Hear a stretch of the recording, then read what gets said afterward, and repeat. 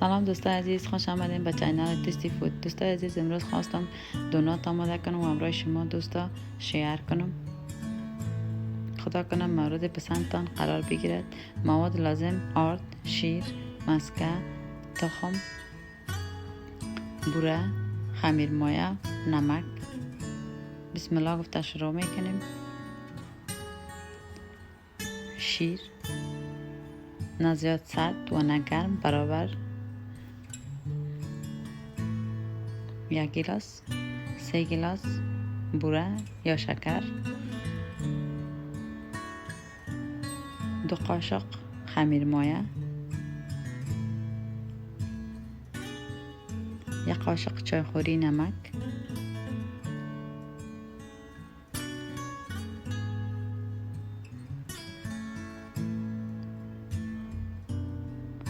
و 1 دانه تخم.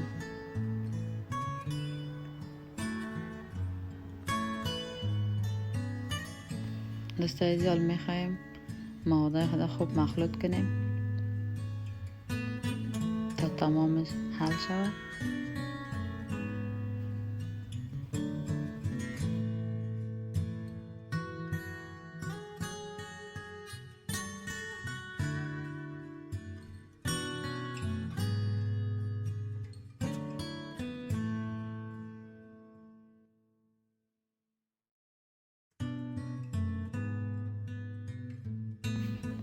حال مواد ما خوب مکچت، میخوایم آرد اضافه کنیم.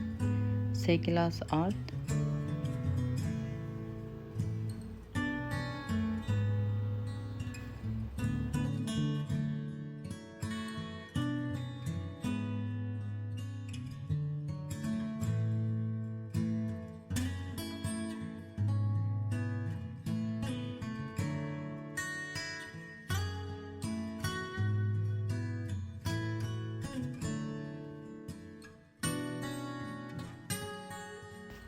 حال میخوایم آرد خود مکس کنیم. البته همراه قاشق نمیشه، میخوایم همراه دست خود مکس کنیم یا خمیر کنیم.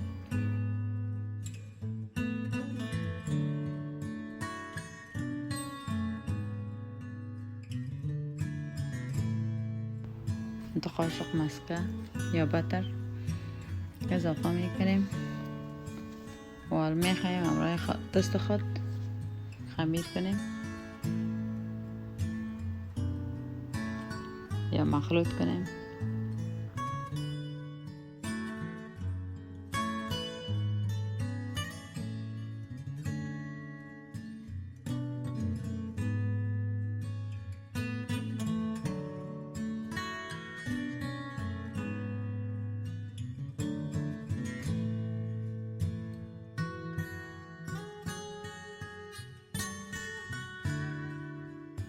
دوستای عزیز، خمیر ما آماده شده. میخوایم زغاله یا کلوله کنیم.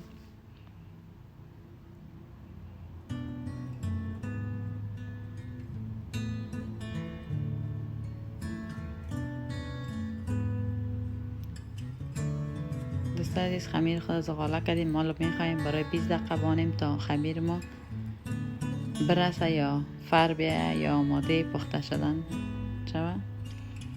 20 دقیقه ما تمام شد. دوستای عزیز، میخوایم دونات خود آماده کنیم.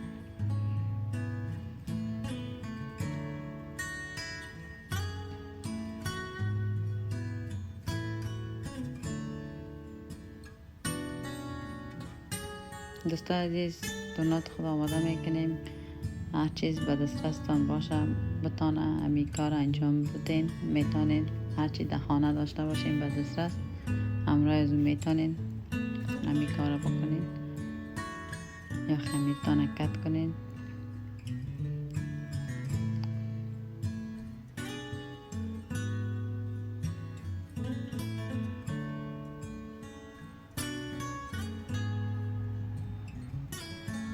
بسیار آسان است، کدام کار مشکل نیست. امتحان کنیم.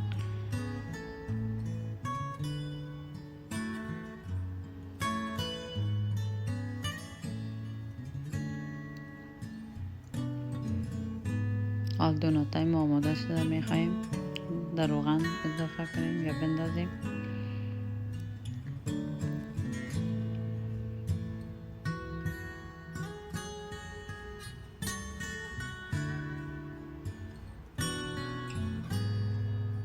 حالا دونات خود به دیگری کردیم.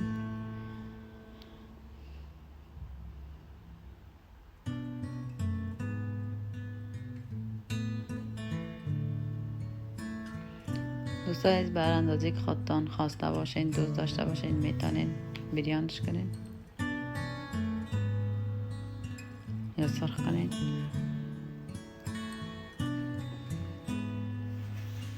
حال دوناتای ما آماده شده، میخواییم بکشیم روی یک جالی بگذاریم تا روغنایش خارج شود.